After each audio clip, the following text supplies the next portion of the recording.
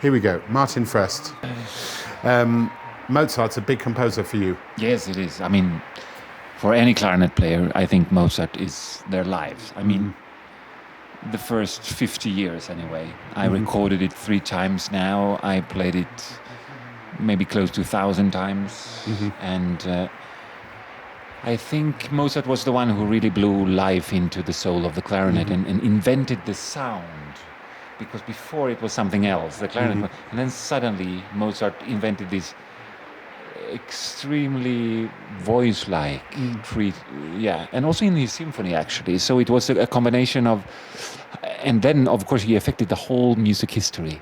So the whole music history, if you look at it, after Mozart, when he wrote his clarinet concerto, you can see that every single composer is, even today, is influenced by Mozart. I think it's really true. I don't invent this. I think when you listen to, for example, a great Finnish composer, Magnus Lindberg, he started. I mean, every single one. Brahms, of course, Schumann did it. And also now, of course, they create new landscape, and Mozart definitely created a new landscape for the clarinet. So that's obvious, my life. And since you started conducting Mozart, presumably you have a difference and a different approach to the sound world of Mozart. Yeah, good question. I think to start to conduct for anyone is an education. Education to open your ears. I'm sorry, I'm only opening my ears because there's a problem with this. To open your ears, to start to... For me, conducting sometimes, I mean, it's a personal and very unorthodox way of putting it, but it's actually a very unegoistic way of the profession is very, very far from an ego. And that you will say that I know a lot of players who conduct who is ego, but I think as a profession is very not ego, because the thing that happens when you start to conduct is that you start to care about everyone else, and your ear grows and gets bigger and more sensitive. So you're right, it's changed my way of playing Mozart, and also the whole way of understanding Mozart. We should talk about Ana Klein, but we're just going to do one thing on the video just before we do that. This is going to be you playing here in Verbier. Okay.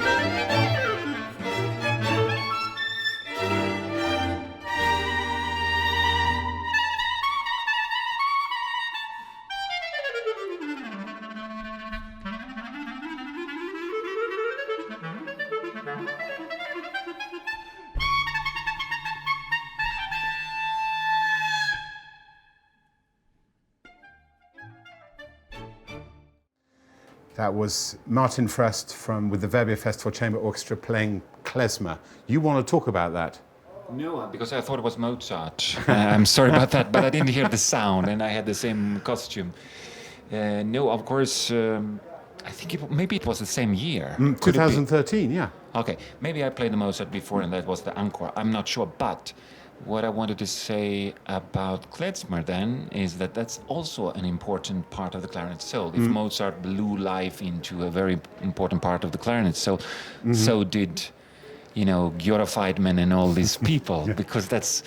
I remember as well. You thought that you said that I was what was Mozart for you, and of course Mozart is my life. But I remember also when I was 13 and heard this whispering and laughing and crying, as the klezmer clarinet player does. So I think it's Okay. important. I'm going to insist now. We have to talk Yes, about of Ana course, of Klein course. and Sorry your about that. amazing Yes. achievement this evening, which I should have said 5 minutes ago. But Say this it now. amazing piece that it's written for you, co-commissioned by the Verbier Festival with the Concertgebouw in Amsterdam.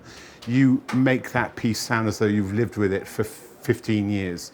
Everything seems so natural and so homogeneous and so virtuosic, and the clarinet fits you inside you in that piece so beautifully. Are you happy with it? Talk about the process of building that piece with Ana Klein. Well, first of all, I, as you said, it's very new. I mean, it's a co-commission with Concertgebouw Orchestra and the Philharmonia and Verbier Festival, and I think Helsinki Philharmonic. So I just did it twice. I think it's very fresh for me still. A piece that you play for the first time. It's very much a journey through the first, I would say, 5 to 10 performances, and so it's still developing. And you said, how did it work? Okay, so I had 2 wishes for her. One of them was. I wanted a cadenza that I could improvise. So the cadenza in the piece is written by me. And the other thing I did was I suggested that I could sing and play, because I have this new technique that I have a 3-step breathing technique that relax my vocal cords. Vocal cords, yeah. Which means you can sing with your normal voice, which whatever that means. But you are not you can scream in the clarinet, you can do everything, and that you can do with the trombone or the saxophone as well. But to relax you, then you can sing, and then you circular breathing, you sing at the same time. So I have 2 systems, and the 4th movement, which I'm singing one and playing one.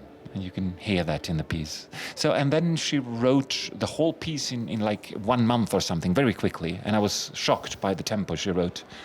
And I got the piece and I played it.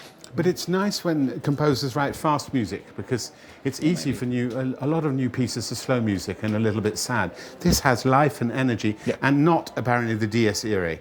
You said to me. Well, actually, it reminds you on Dies Irae, but it's not really the same note. It doesn't matter. It has an energy. And it only interests me because we did Symphonie Fantastique 3 nights ago, and then we did Verdi Requiem last night, and I thought, well, this is it's a theme, trilogy. Yes, absolutely. Okay, thank you so much. You're going to sign the wall, and I love you very much indeed. Thank you. And thank you for being here. Thank you.